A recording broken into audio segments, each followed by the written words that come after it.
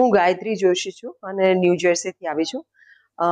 આમ હું ત્યાં પણ મીડિયા એમાંથી જ પ્રેઝન્ટ કરું છું, પણ અહીંયા રહીને આવ્યા પછી આ કવર કરવાનું અને પાર્ટિસિપેટ થવાનું એક સૌભાગ્ય મળ્યું છે.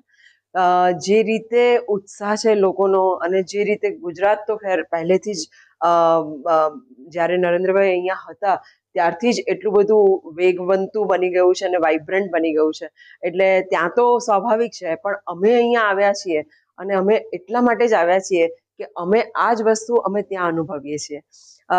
જે નરેન્દ્રભાઈએ આખા વિશ્વમાં એક ઇમેજ ઊભી કરી છે ભારતની અને ભારતીયોની, એ ભારતીયોને હવે જે અહીંયા તો બધા જ રહે છે અને અહીંયા બધાને ખબર છે વિકાસના તમે બધા સાક્ષી છો, પણ અમારા જેવા જે બહાર રહેનારા ભારતીયો છે, અપ્રવાસી ભારતીય, એ લોકોને સાચા વિકાસની એક ઝલક અને અનુભવ બહુ મોટો મળી રહ્યો છે. કારણ કે અમને હવે લોકો જે રીતે જોઈ રહ્યા છે એ એક અલગ રીતે જોઈ રહ્યા છે, બહુ જ માન અને સન્માનથી કે તમે ભારતના છો, મોદી.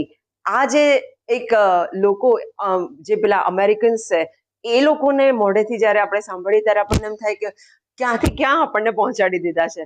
અને એ આજથી 10 વર્ષ કે 15 વર્ષ પહેલાની વાત કરું તો અમને ઘણું બધું સહન પણ કરવું પડતું હતું, પણ આજે પરિસ્થિતિ બદલાઈ છે અને એટલા માટે એક ઋણ ચૂકવવા માટે બધા જ અહીંયા આવ્યા છે. લગભગ 11 જેટલા દેશોમાંથી અહીંયા એનઆરઆઈઝ આ કાર રેલીમાં જોડાયા છે અને 19 નહીં, આમ તો 20 જેટલી કોન્સ્ટિટ્યુન્સી અમે કવર કરવાના છીએ.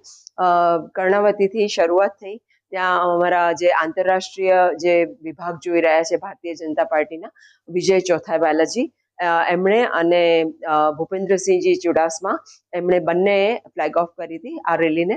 અને હવે ત્યાંથી અમે નડિયાદ આવ્યા છીએ, આના પછી આણંદ છે, આના પછી ભરૂચ અને પછી સુરત.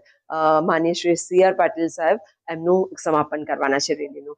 એટલે આ રીતે જ્યાં જે જિલ્લામાં જ્યાં અમારા અપ્રવાસી ભારતીયોનું ગામ છે એ ગામમાં અમારે એ મેસેજ આપવો છે કે વિકાસ તરફ જોજો, બાકી ક્યાંય ફસાતા નહીં.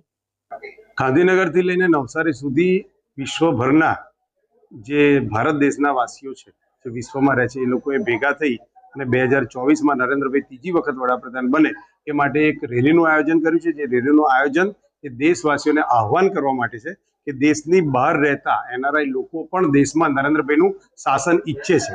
એ લોકો થર્ડ પાર્ટી તરીકે આ દેશનો વિકાસનું મૂલ્યાંકન કરી રહ્યા છે અને એની અનુભૂતિ કરવા માટે, જાગૃતિ લાવવા માટે એમણે આ રેલી કરી હતી.